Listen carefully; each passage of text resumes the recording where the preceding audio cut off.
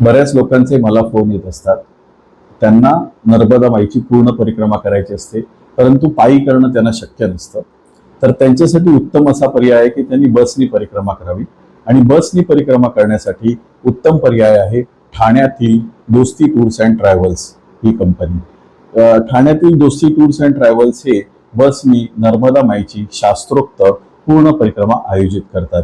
निवासाची व भोजनाची अतिशय उत्तम व्यवस्था असते. ज्यांनी पण आतापर्यंत दोस्ती टूर्स अँड ट्रॅव्हल्स तर्फे परिक्रमा पूर्ण केली आहे माईची, त्यांच्याशी मी स्वतः बोललेलो आहे. त्यांचे अनुभव अतिशय चांगले आहेत. तर तुम्ही सुद्धा या सुविधेचा लाभ घेऊ शकता.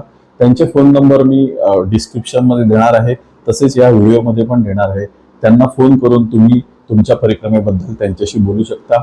तसेच ते इतरही सहली आयोजित करतात, त्यांची पण विस्तृत माहिती त्यांना तुम्ही फोन करून घेऊ शकता.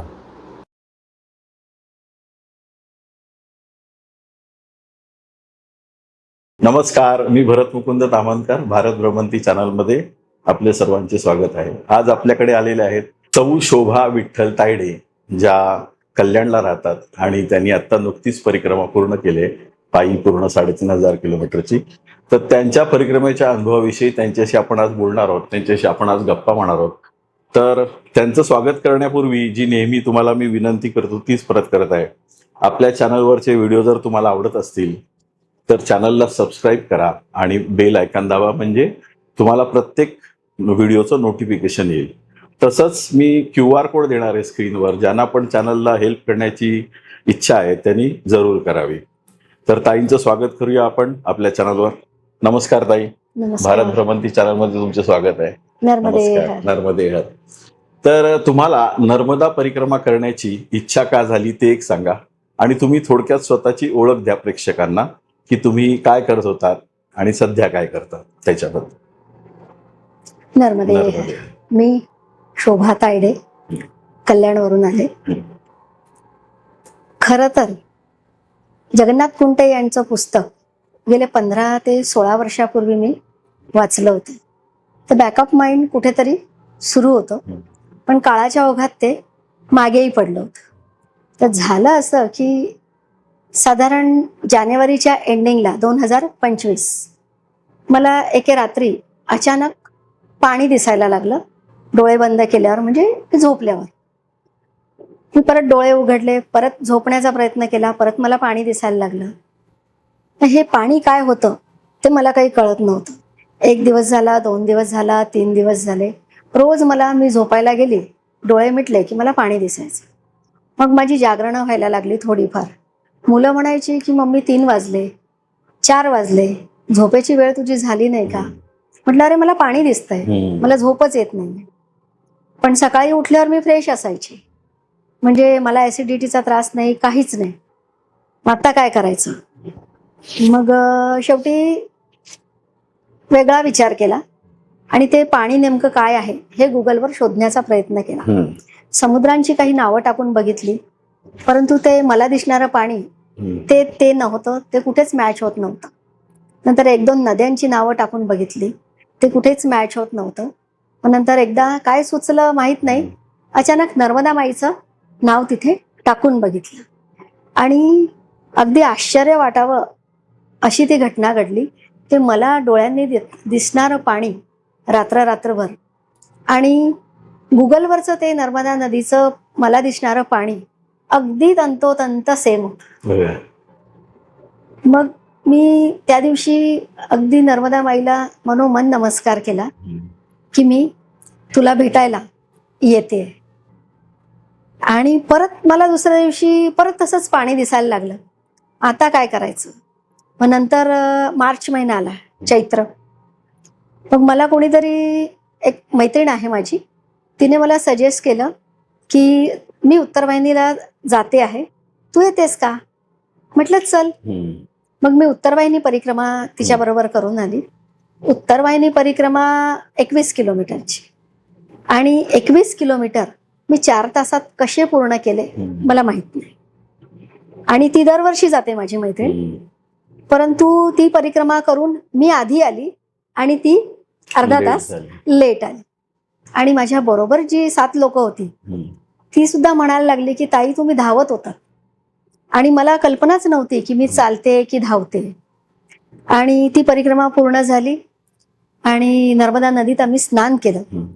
परंतु स्नान झाल्यानंतर अजिबात वाटलं नाही की आपण आत्ता या क्षणी 21 किलोमीटर चालून आलेलो. म्हणजे सगळा थकवा, सगळा क्षीण एका क्षणात नाहीसा झाला. त्यानंतर मी ती परिक्रमा करून घरी आले. परत दुसऱ्या दिवसापासून आधीचा सीन परत कंटिन्यू. आता काय करायचं? शेवटी मी परत देवघरात गेले, देवाला नमस्कार केला आणि मनोमन म्हणाले, नर्मदा माई, मी तुझी परिक्रमा करायला येते, त्यामुळे मला तू आता शांत झोपू दे. आणि काय आश्चर्य, त्या दिवसापासून मला शांत झोप लागली.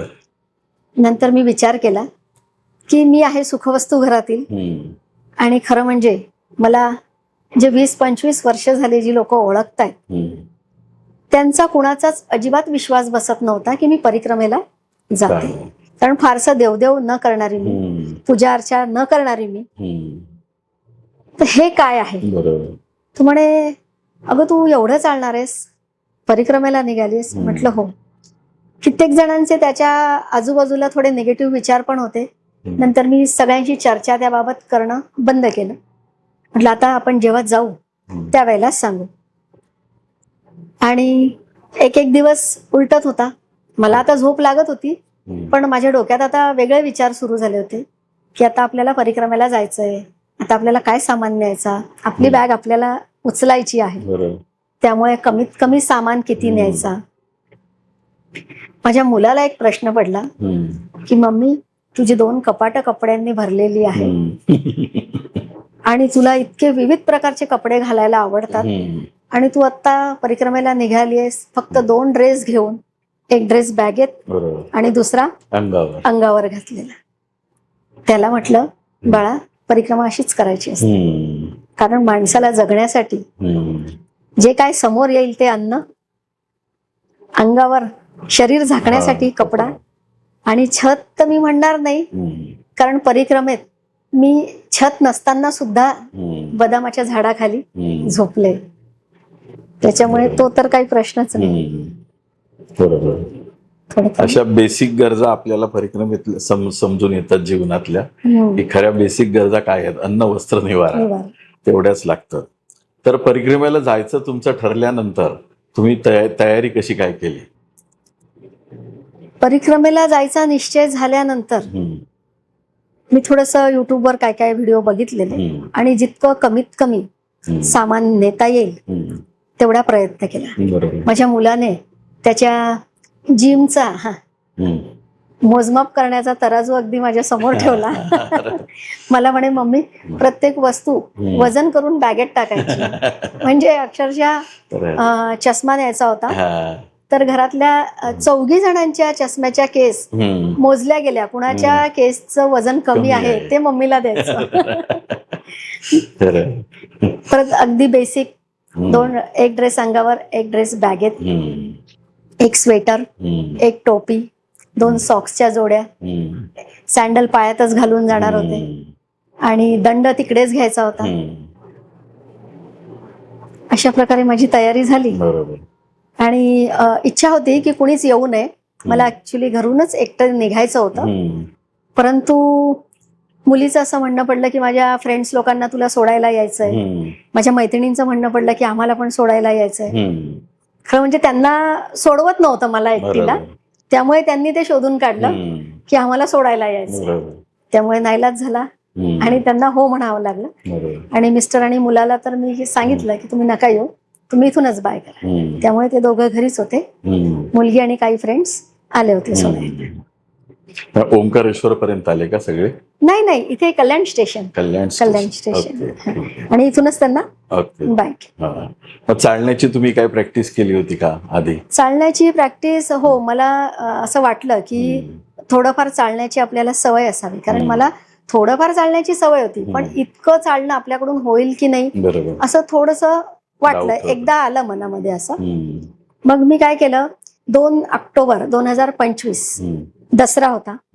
तो दसरा झाल्यानंतर दुसऱ्या दिवसापासून मी चालायला सुरुवात केली. सकाळी साधारण 7:30 पावणे 8ला मी घराबाहेर पडायचे, ते दुपारी 12:30-1 वाजेपर्यंत मी आमच्या तिथे एक सिटी पार्क आहे कल्याणला, ते माझ्या घराच्या जवळच आहे, तिथे मी चालायला जायचे. आणि साधारण 12:30-1ला मी घरी परत यायची. बरंच चालायचं. हो. मोठी प्रॅक्टिस केली तुम्ही.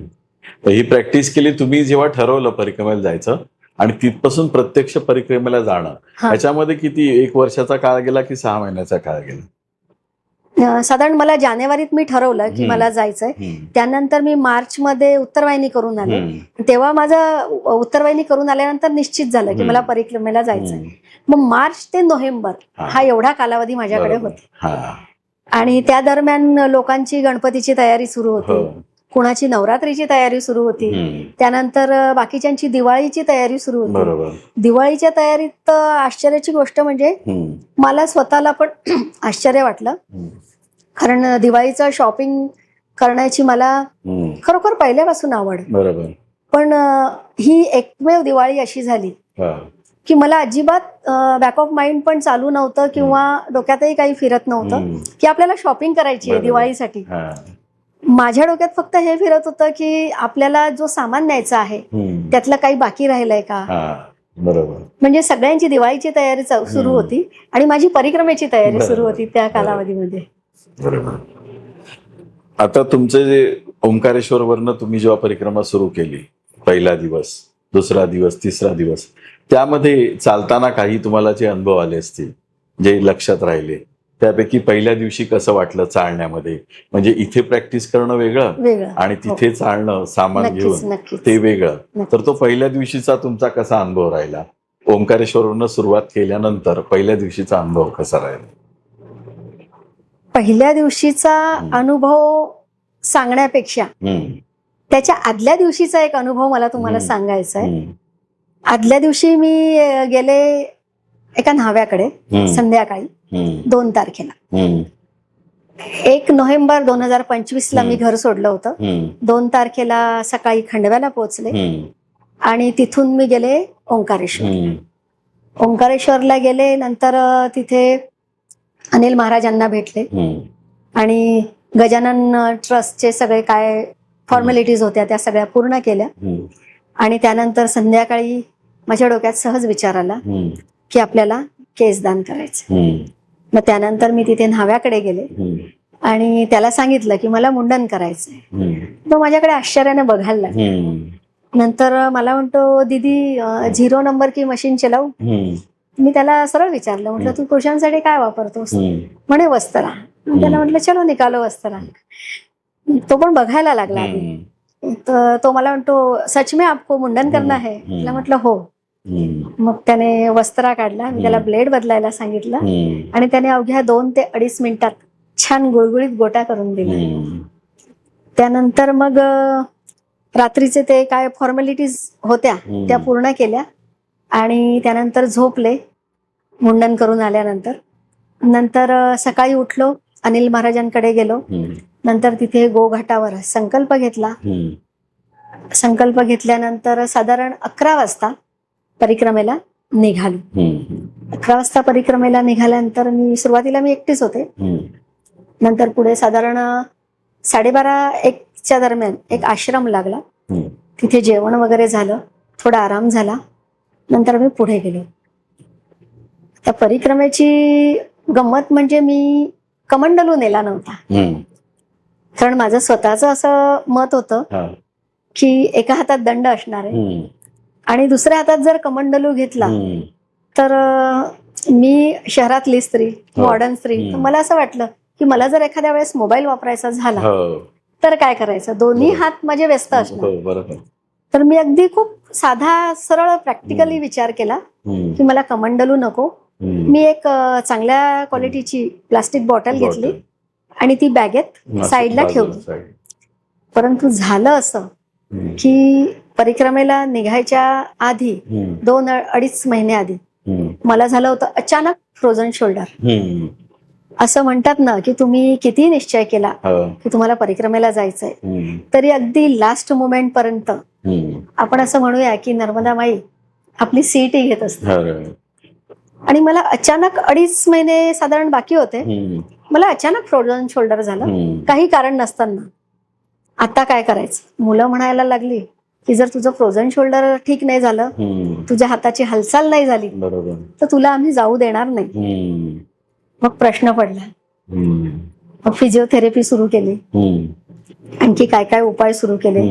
योगावालीला घरी बोलवलं, त्यामुळे हाताची थोडी हालचाल व्हायला लागली. पण थोडीच हालचाल होत होती, त्यामुळे ती बॉटल मधलं पाणी मला काढून वेळेवर पिता येत नव्हतं. त्यामुळे दुपारी जेवताना जे पाणी पिलं गेलं साधारण तेवढंच पाणी. नंतर पाणी प्यायचं जर झालं तर पूर्ण बॅग मला शोल्डरवरून खाली काढावी लागत होती, नंतर पाणी प्यावं लागत होतं. तर त्या रस्त्यावरून चालताना 4:30 अंदाजे झाले असतील, 4:15 4:30. तर अचानक समोरून एक बाईकवाला आला आणि ती बाईक बऱ्यापैकी जुनी होती आणि बरोबर ती बाईक माझ्या जवळ येऊन बंद पडली. पेट्रोल संपलं बाईकमधलं आणि त्या बाईकवर त्या माणसाकडे भांडी होती विकायला आणि त्याच्या भांड्यांमध्ये एक असं छोटस कमंडलू होतं.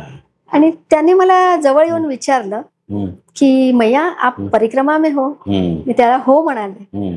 तो म्हणा आपका कमंडलू कहाँ है? मी त्याला सांगितलं की हमने कमंडलू नहीं लिया है, हमने ये प्लास्टिक का बॉटल हमारे साथ लिया है और इसी से हम पानी पीते हैं. तो गृहस्थ मला म्हणाला की मैया ऐसा नहीं चलेगा, आपके हाथ में कमंडलू होना चाहिए, ये लो कमंडलू मैया ने आपके लिए भेजा है. मला अक्षरशः त्या दिवशी पहिल्याच दिवशी घळाघळा डोळे वाहायला लागले की हे काय. खरंच आहे. पहिल्याच दिवशी म्हणजे आताही माझ्या अंगाला काटा आला. पहिल्याच दिवशी मला मैयाने असं दर्शन दिलं. बरोबर. कारण कळत नकळत का होईना माझ्याकडून परिक्रमेचा एक नियम तोडला जात होता आणि मैयाने ते बघितलं आणि तिलाही असं वाटलं की मी इतक्या डेडिकेशनने परिक्रमा करायला निघाली आहे, तर माझ्याकडून कुठला नियमाचा भंग होता कामा नये. त्यामुळे ते कमंडलू मला मिळालं आणि मी आपलं जनरल त्यांना विचारलं की कितना पैसा हुआ ये कमंडलू का? ते बाबा मला म्हणाले 100 रुपया हुआ.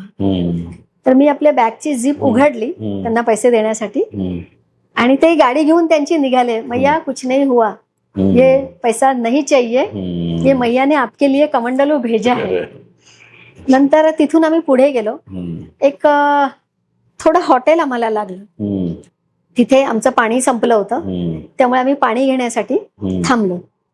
तर तिथे पाणी घेतल्यानंतर त्या हॉटेलवाल्याकडून कळलं की ये रास्ते से कभी भी बर्तन बेचने वाले नहीं जाते.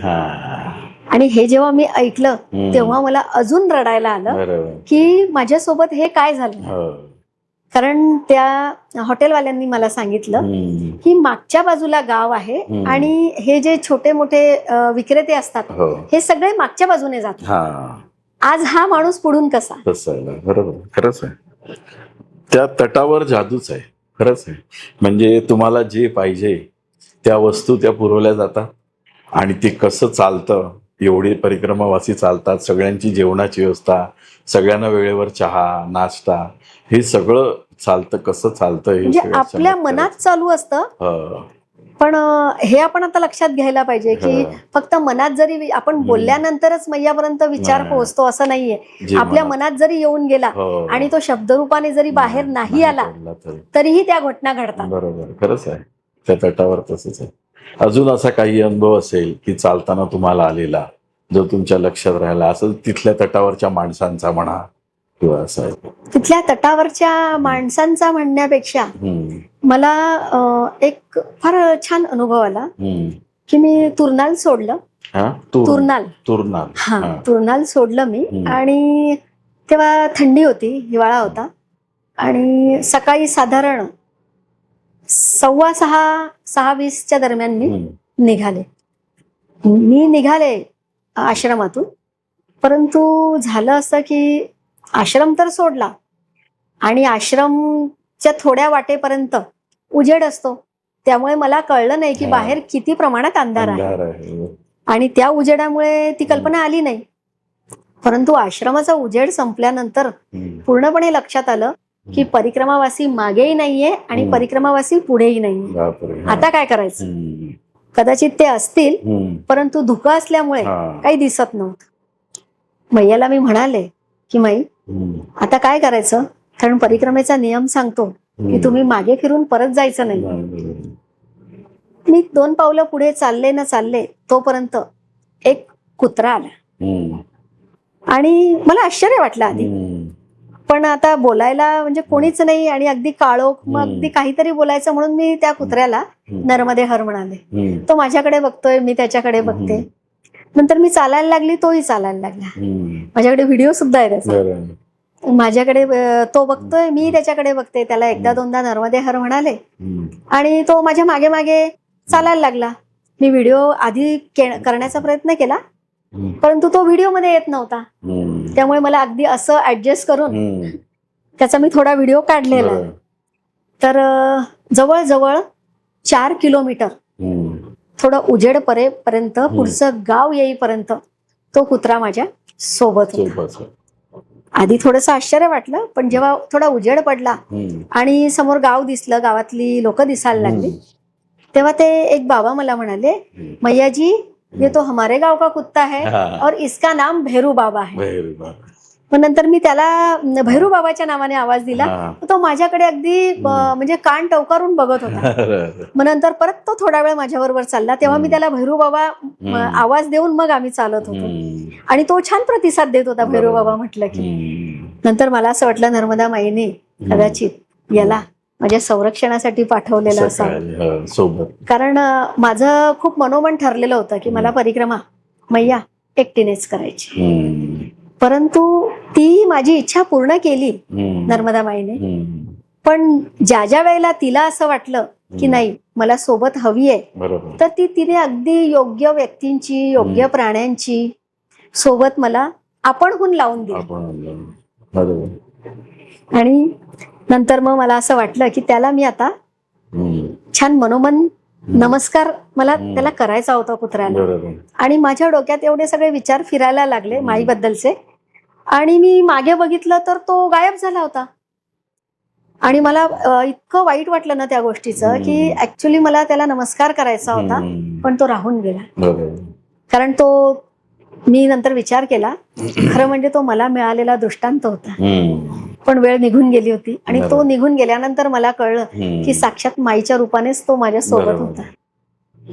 हा बऱ्याच लोकांना अनुभव आहे. बऱ्याच जणांबरोबर 4-4 गावं चालतात ते, आणि 4 गावं झाल्यावर मग परत मागे जातात. म्हणजे ते त्यांची पण परिक्रमा चालू आहे की चालू आहे अशी परिस्थिती आहे.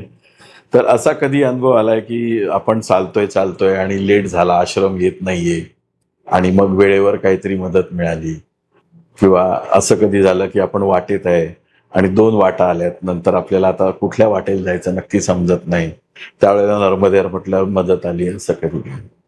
पहिल्या साधारण एक 8 दिवस झाले होते मला परिक्रमा सुरू करून. आणि चालता चालता संध्याकाळ झाली होती, साधारण 5 वाजले होते. तर रस्त्यात एक गृहस्थ भेटले. त्यांना मी विचारलं की आश्रमातून किती लांब आहे. तर ते मला म्हणाले की और 3-4 किलोमीटर होगा. तर प्रश्न पडला की आता अंधार पडत चाललाय, आता काय करायचं. तेवढ्यात एक आजी दिसल्या. तर आणि त्या दिवशी मला वाटतं एक रत्नागिरीची एक गीता म्हणून मुलगी होती, ती माझ्या सोबत चालत होती. तर ती म्हणाली पुढे जाऊया का. मी तिला म्हणाले की मी नाही चालू शकत आहे आता, मी थांबते इथे, तुला पुढे जायचं असलं तर तू जाऊ शकते. तर ती म्हणाली नाही, आपण बघूया, काही सोय झाली तर आपण दोघी थांबूया. म्हटलं ठीक आहे, काही हरकत नाही. मग आम्ही त्या आजींना नर्मदे हर म्हणालो. आजी समजल्या. आजी म्हणाल्या की मैया अभी आगे मत जाओ, मैं आपकी व्यवस्था कर देती. मग त्यांच्या तिथे अंगणातच एक बदामाचं झाड होतं. मग तिथे त्यांनी आमची व्यवस्था केली. अगदी तिथे छान आम्ही आसन लावलं आणि थंडी प्रचंड होती. त्यांनी त्यांच्या घरातल्या छान 2 ब्लँकेट्स आम्हाला दिले आणि अगदी शेवभाजी, चपाती, भात, ताक, काकडी असं आम्हाला सुग्रास जेवण जेवायला दिलं. आणि त्या दिवशी ती पहिली रात्र होती परिक्रमेतली की जी आम्ही आभाळाखाली काढली. आणि त्या आजींचं नाव मला अजूनही आठवत आहे, गीता आजी म्हणून होत्या त्या. त्या तुमच्या गोष्टी ऐकून ना मला हेवा वाटतो तुमच्या लोकांचा, की माझ्या मनात कधीपासून जायचं आहे आणि मला जमत नाही. आणि तुम्ही जे अनुभव घेताय की खुल्या आकाशाखाली झोपायचं, झाडाखाली झोपायचं, तर हे अनुभव घ्यायचेत मला आयुष्यामध्ये. आणि मला अजून माई का बोलवत नाही असं मला प्रश्न पडतो. अजून योग्य वेळ आली नाही असं आपण समजायचं. तसंच आहे. असाच कुठला अजून अनुभव असेल तर. कुबेर भंडारी मला लागलं होतं. हम्म, कुबेर भंडारी नंतर हम्म, जेव्हा मी पुढे निघाले बरोबर. तेव्हा साधारण एक 2-3 किलोमीटरचं एक जंगल लागलेलं. हम्म, आणि ते जंगल लागलेलं, मला थोडं व्हिडिओ आणि फोटोग्राफीची थोडीफार आवड आहे. हा, तर ते जंगल लागल्यानंतर मी आपलं हा. तिथे थोडस व्हिडिओ वगैरे हा. काढत बसले. कारण मी एकटी होते, हा, बॅग खाली ठेवली, थोडी दमले पण होते, दुपारची वेळ होती. हा. जेवून आराम केल्यानंतर मी बरोबर. पुढे निघाले होते. हम्म, मग नंतर थोडंफार रेस्ट झाल्यानंतर मी पुढे निघाली, हा. तर थोडंफार शूट केलं. हम्म, आणि नंतर माझ्या लक्षात आलं हम्म, की इथे जंगलात मागे पुढे कुणी नाहीये, मी एकटीच आहे. हा. पण भीतीचा लवलेश नाही. हम्म, म्हटलं हा ठीक आहे, थोडं शूट करते आणि मग निघते पुढे. हम्म, आणि बसले, थोडं शूट केलं, पाणी प्यायले आणि पुढे निघाले. पुढे निघाल्यानंतर 2 वाटा लागल्या, जसं तुम्ही मगाशी मला बोललात. 2 वाटा लागल्या, हम्म, कळत नव्हतं काय करायचं. तेवढ्यात हम्म, अगदी विरुद्ध दिशेने एक म्हैस आली हम्म. आणि मी तिला नर्मदे हर म्हणाले. हा. मग नंतर तिने तिची वाट सोडली हम्म, आणि वेगळ्या दिशेने चालायला निघाली. मला माहित नाही, मला असं वाटलं की कदाचित ही मला सांगते की इकडून चल. मग मी तिच्या सोबत चालायला लागले आणि तिने मला जवळजवळ अर्धा ते पाऊण किलोमीटर हम्म, पुढे नेऊन हम्म. जिथे नर्मदे हरचा बोर्ड होता तिथे नेऊन तिथपर्यंत तिने नेऊन सोडलं की आता तुझी वाट तुला सापडली. आणि ज्या वाटेने ती मला तिथे घेऊन आली होती हम्म, ती बरोबर त्या वाटेने परत मागे गेली. बरोबर. म्हणजे तो तिचा रस्ता नव्हता, नव्हता. म्हणजे ती फक्त मला सोडायला तिथे आली होती. खरंय, होतो तिथे असं. ह्याच्यावरूनच मला एक आणखी गोष्ट आठवली. हम्म, एकदा मुंबईच्या एक मैया माझ्या सोबत होत्या. हम्म, 2 दिवस झाले आम्ही सोबत चालत होतो. नंतर झालं असं की सातधारावरून आम्ही दोघी निघालो आणि निघाल्यानंतर पुढे एक शेत पार झालं. हम्म, आणि शेत पार झाल्यानंतर तिथे जवळजवळ 10 ते 12 फूट खाली उतरायचं होतं आणि तिथून एक लाकडी पूल होता हम्म, आणि तो थोडा तुटलेला होता. त्यामुळे आम्ही विचार केला की कदाचित हा आपला रस्ता नसावा. हम्म, आणि तिथे कुठे काही निशाण पण नव्हते, हम्म. बोर्डही नव्हता, काय मैयाची चुनरी वगैरे हेही काहीच नव्हतं. हा. आम्ही पार्लेजीचं रॅपर वगैरे काही दिसतंय का हा. तेही शोधण्याचा प्रयत्न केला, पण तेही मिळत नव्हतं. मग नंतर शेतातून सुद्धा एक वाट जात होती. हम्म, मग आम्ही विचार केला की आपण शेतातून जाऊया, कदाचित ही वाट असावी. बरोबर. आम्ही जायला लागलो. मी पुढे होती, त्या ताई मागे होत्या. हम्म, त्या पाठीमागून आम्ही थोडं पुढे गेल्यानंतर त्या पाठीमागून जोरजोरात ओरडायला लागल्या अक्षरशः हम्म. की ताई पुढे बघा, पुढे लांडग्यांची टोळी आहे. हा, हा, आणि माझं अजिबात लक्ष नव्हतं त्याकडे. हा, आणि त्यांचं लक्ष गेलं हा, तर ते ऍक्च्युली तिथे थोडं खाली दरीसारखं होतं आणि तिथे ते लांडगे हा, पाणी प्यायला आले असं. हा, तर जेव्हा मी बघितलं हा. तेव्हा मी त्यांनाच आधी नमस्कार केला आणि मग तसंच उलट्या पावली परत फिरलो हा. आणि तिथे ते जे काय 10-12 फूट खोल होतं तिथे खाली उतरलो हम्म, आणि मग त्याच लाकडी पुलावरून गेलो की कदाचित हाच आपला रस्ता असावा. हम्म, आणि पुढे गेल्यानंतर हम्म. आम्हाला बरोबर आमचा मार्ग मिळाला. बरोबर. त्यासाठी ते लांडगे तिथे थांबलेले, तुम्ही return जायला परत जायला. पाहिजे. नाहीतर तुम्ही गेला नसता. नाही, कारण ऍक्च्युली खरं म्हणजे फार छानच झालं ते लांडगे आम्हाला भेटले. हम्म, कारण ते लांडगे आम्हाला जर नाही भेटले असते ना तर आम्ही आणखी पुढे गेलो असतो. हम्म. आणि पुढे शेत अचानक संपलं होतं आणि अचानक खूप मोठी खाई होती. हा. तर चालण्याच्या ओघात कदाचित एक पाय पडले पण पुढचा असतं. पडला वगैरे पण असता, म्हणजे घडू शकलं असतं असं. हो, बरोबर आहे. तेच देव अशी व्यवस्था करतो प्रत्येक ठेवतो. ठिकाणी. ते असं म्हणतात ना की जेव्हा तुम्ही सगळं हा, नर्मदा माईवर सोपवून देतात हा, आणि शून्य होऊन जेव्हा तुम्ही परिक्रमेला जातात हा. तेव्हा आपल्याला कसलीच काळजी करायची गरज नसते, नाही, ती सगळी. कारण सगळी काळजी ती वाहत असते आपल्याला. बरोबर, खरंच आहे. सगळ्यात आणखी कठीण म्हणा किंवा हम्म. वेगळा प्रसंग असा हम्म. होता की खप्पर मारला हम्म. उतरताना हा अचानक पाय सरकला. हा ते घसरगुंडीच आहे तिकडे. अचानक म्हणजे हा. तिथे जागा इतकी कमी आहे हो की तुम्ही मागचा पाय उचलल्यानंतर तो पुढे ठेवायचा आहे. हो. तिथे तुमचा एकच पाय मावणार इतकीच जागा आहे. हो.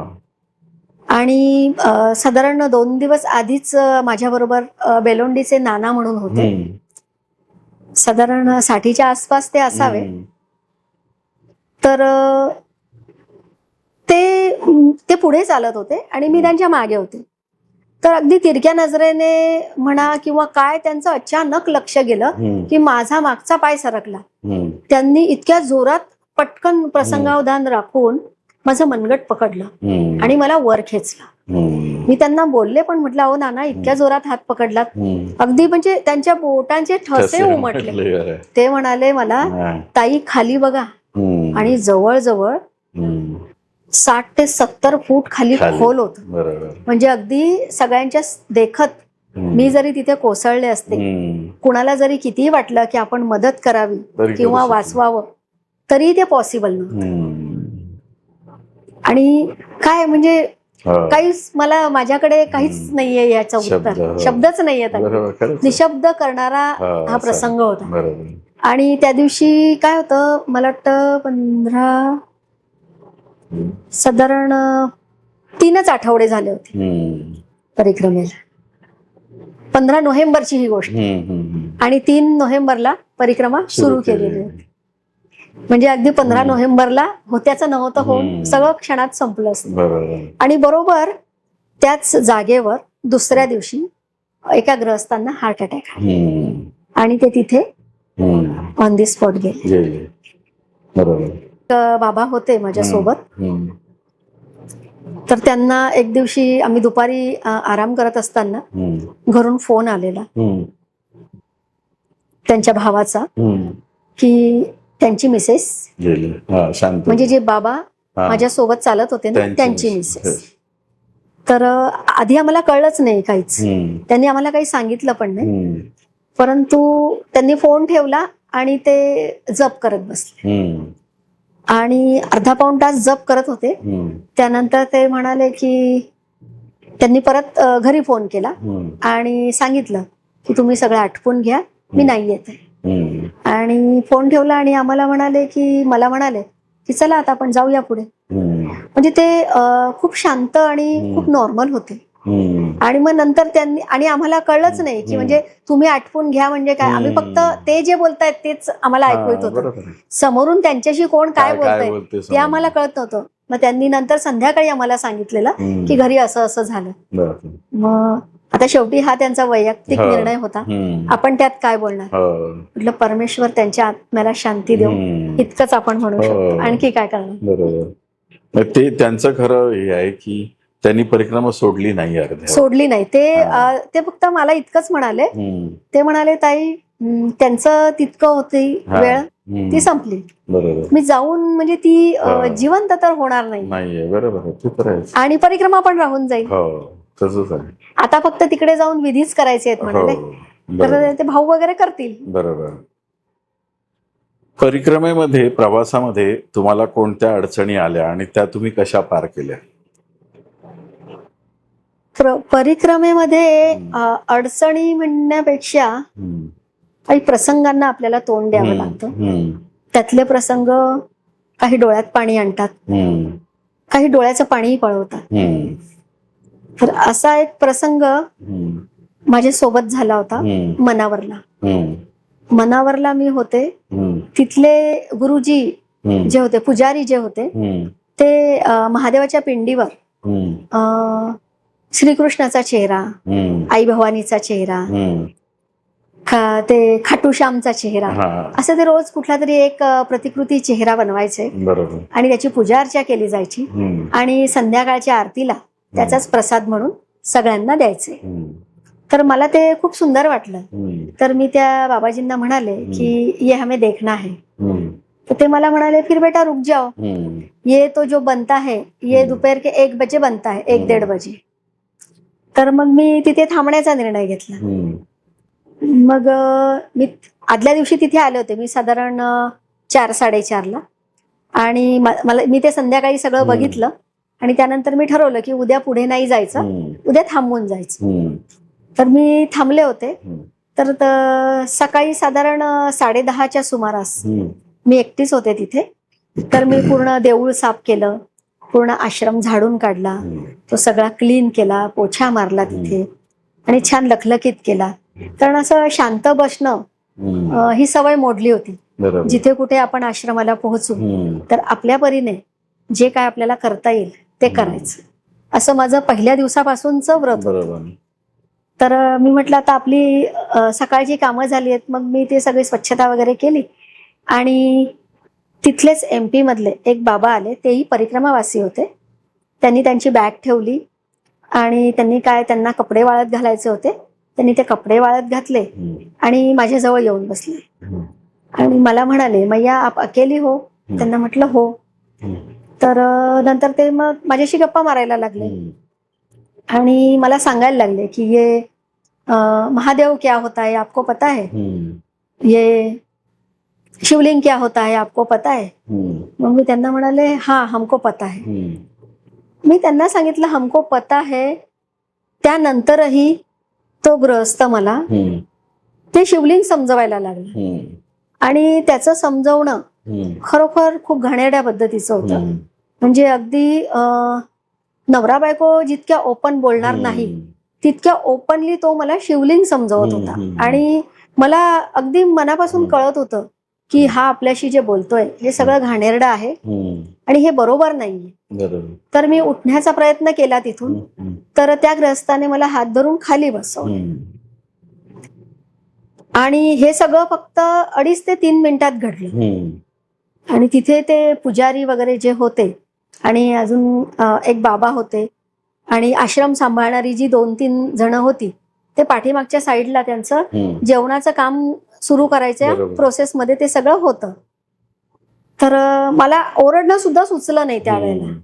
आणि त्यावेळेला झालं असं की एक बरोबर मी मैयाला मनात म्हणाले की मैया मी परिक्रमेला आली आहे, माझं काही चुकतंय का, हे माझ्यासोबत काय चाललंय, हा ग्रहस्थ कोण आहे आणि हा माझ्याशी कशा प्रकारचं बोलतोय, हे योग्य नाहीये, असं मी मनातून म्हणाले. तेवढ्यात संतोष नावाचा एक मुलगा समोर आला. त्याच्याशी माझी सकाळी साधारण 7 वाजता ओळख झाली होती आणि त्याची खूप इच्छा होती की मी त्याच्या घरी चहा प्यायला यावं. आणि अगदी एक 5-6 घरं सोडून त्याचं घर होतं.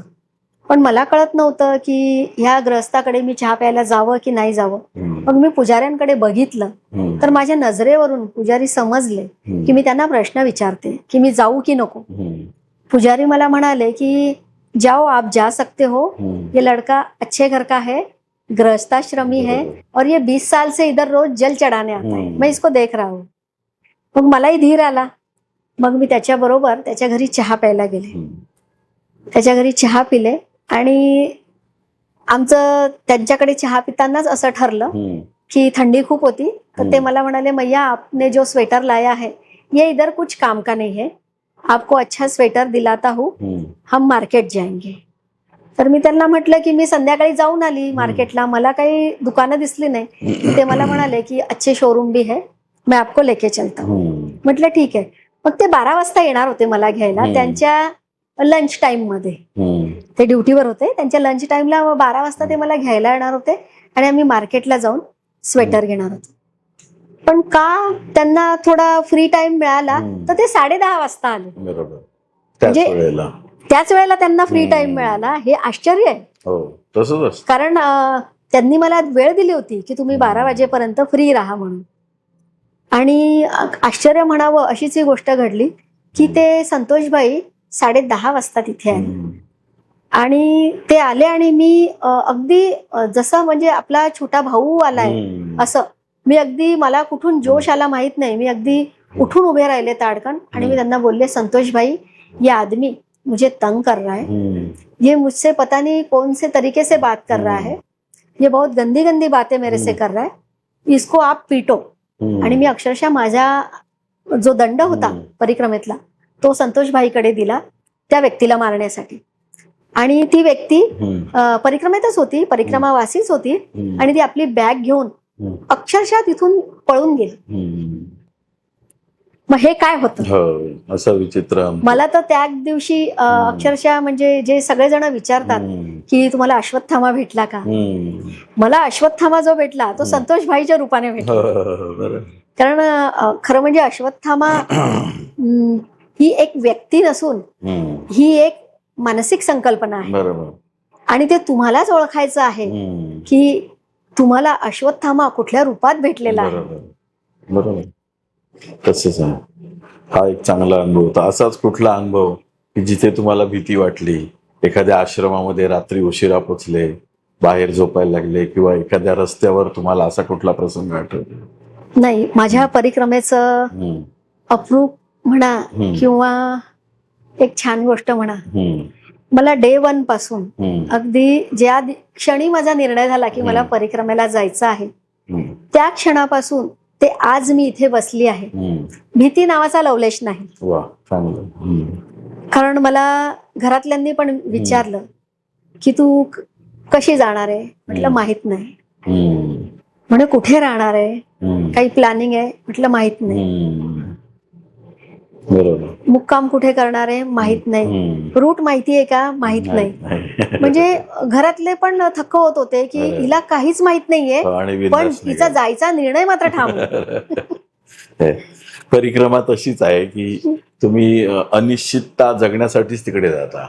आपण इथे जगतो ना, ते पूर्ण निश्चित पूर्ण गोष्टी आहे की मी अनिश्चित. अमुक वाजता उठणार, अमुक वाजता जाणार, गाडीने इथे पोचणार, हे करणार, ते करणार. परिक्रमेत तुमच्या हातात काहीच नाही. काहीच तुम्ही नसतं. कधी निघणार, मी कुठे जाणार. अक्षरशः सुरुवातीचे हम्म. जवळजवळ 1.5 महिना हम्म. मी रोज प्लॅन करायचे, हा. असं करणार, तसं हम्म. करणार, बरोबर. इतक्या वाजता उठणार, हा. इतक्या वाजता निघणार, हम्म. इतके किलोमीटर चालणार, मग हा. या आश्रमाला थांबणार, हा. मग नंतर इतका वेळ रेस्ट करणार, मग नंतर आफ्टर रेस्ट हम्म. इतकं चालणार, आणि मग या आश्रमला थांबणार. हम्म. परंतु सांगायची गोष्ट अशी हम्म. की त्या 1.5 महिन्यातलं हम्म. एकाही दिवसाचं प्लॅनिंग सक्सेस झालं नाही. झालं. मग त्यानंतर मी सोडून दिलं. मग त्यानंतर मला जोही कोणी रस्त्याने भेटेल ते विचारायचे हम्म. की मैया तुम्ही रात्री मुक्काम कुठल्या आश्रमाला करणार आहे. हम्म. मी त्यांना सरळ सांगायची, हम्म. माई जिथे म्हणेल तिथे मी जाणार आहे, बरोबर. ती जितकं चालवेल तेवढं चालेल. तितकं चालणार आहे. बरोबर. तसंच आहे. परिक्रमेच्या दरम्यान तुम्हाला लोकांकडनं कशी मदत मिळाली, त्याच्याबद्दल काही अनुभव आहे? खरं म्हणजे हम्म. नर्मदेच्या तटावर हम्म. इतकी छान लोक राहतात, हम्म. त्यांचा भाव इतका अप्रतिम असतो हम्म. की अगदी निशब्द करणारा, इतका निशब्द करणारा की तुमच्या डोक्यात विचार येतोय आणि ते तुम्हाला समोर भेटतात. हम्म. नंतर ते तुमची सगळी व्यवस्था करतात, हम्म. आणि त्याचबरोबर जर त्यांनी तुम्हाला तुमच्या घरी थांबवलं हम्म. तर अगदी आपल्याला जेवायला वाढल्याशिवाय त्यांच्या घरातलं छोट्या बाळाला सुद्धा ते जेवण देत नाही. हम्म. आपल्याला ते बघून वाईट वाटतं, पण त्या लोकांचा तो भाव इतका सच्चा आहे की मैया जी पहिले आप खाना खा लो, आपके बाद ही घर के सब लोग खाना खाएंगे. त्यामुळे आपल्याला असं वाटतं की आपण जर परिक्रमेत कुठे आश्रय घेतलेला असेल कुणाकडे, तर आपण तिथे सगळं वेळेत आटोपलेलं जास्त चांगलं. बरोबर. कारण आपल्यामुळे बाकीच्यांना भुकेसाठी ताटकळत बसणं हम्म. खरोखर अयोग्य आहे. बरोबर. असंच परिक्रमेमध्ये हम्म. मी आणि गोरेगावचे एक बाबा माझ्या सोबत होते. हम्म. तर आम्ही चहा घेतला एका ठिकाणी, हम्म. आणि लांबून एक 80-82 वर्षाचे आजोबा आम्हाला म्हणजे अगदी निरीक्षण करत होते आमचं. मग आम्ही तिथे आश्रमात चहा घेतला आणि पुढे चालायला निघालो. तर ते आजोबा अगदी काठी घेऊन चालत होते आणि आमच्या समोर आले आणि त्यांनी ती काठी अशी आडवी लावली. बोले चलो चाय पिणे. आम्ही दोघंही एकमेकांकडे बघून हसायला लागलो. पण त्यांच्या आवाजात जरब होती, ओरडा होता, परंतु तो आपल्याला राग येण्यासारखा ओरडा नव्हता. म्हणजे असं खरोखर असं फील झालं की आपले आजोबा आपल्याला हक्काने सांगतात की चला आता चहा घ्या. मग आम्ही त्यांच्याकडे गेलो, चहा घेतला, छान तिथे बसलो निवांत. त्यांच्या जवळजवळ 75-76 वर्षांच्या सौ होत्या. हम्म. त्यांच्या सौंचं नाव इतकं सुंदर होतं ना, संतराबाई. वा. ते आजही लक्षात राहिलंय. हा. नंतर चहा वगैरे घेतला आणि आम्ही गप्पा मारत बसलो. आणि आता बॅगा उचलणार हम्म. तेवढ्यात ते आजोबा म्हणतात, कहा चले, हम्म. खाना खा के जाना है, हम्म. भोजन बन रहा है. हम्म. त्यांनी आजींना लावलं कामाला. हा. आजींनी चूल पेटवली, हम्म. छान मुगाच्या डाळीचं अगदी घोटीव वरण केलं. हम्म. त्यांनी पीठ मळलं, रोट्या करायला घेतल्या. म्हटलं अरे बापरे. मग काय आम्हाला तिथे थांबायला लागलं. हम्म. आम्ही थांबलो तिथे आणि त्या दिवशी थंडी प्रचंड होती. हम्म. प्रचंड थंडी होती आणि माझ्याकडे स्लिपिंग बॅग होती. हम्म. तर आजोबा मला म्हणाले हम्म. की आपको ब्लैंकेट लगेगा. मी त्यांना म्हणाले की नहीं, हमारे पास स्लीपिंग बैग है, हम्म. ब्लैंकेट की जरूरत नहीं है. हम्म. तर ते अगदी मला तेवढ्याच हक्काने म्हणाले, मैं बोल रहा हूँ ना जरूरत है, हम्म. तो जरूरत है, सो जाओ चुपचाप. हा. नंतर त्या बाबांच्या पण अंगावर त्यांनी 2 ब्लँकेट टाकल्या बरं. पांघरून म्हणून. आणि मी स्लीपिंग बॅग मध्ये झोपले. त्यांनी वरून परत 2 ब्लँकेट टाकल्या. हम्म. आणि एवढ्या रात्री हम्म. त्यांनी त्यांच्या मिसेसला चहा करायला लावला. हम्म. आणि अक्षरशः म्हणजे मोठा ग्लास भरून चहा आम्हाला दिला की थंडीचा त्रास होऊ नये म्हणून. बरोबर. आणि इतकं पोटभर खाऊ घातलं ना त्या दिवशी. मी त्यांना म्हणाले, बाबाजी पेट में जगह नहीं है चाय के लिए. हम्म. बोले चाय के लिए जगह नहीं लगती है, पी जाओ. आम्ही एवढं हसलो ना बरोबर. की म्हणजे इतकं हक्काने आजोबा आपल्याला ओरडतायत. आम्ही चहा पिलो आणि झोपलो. बरोबर.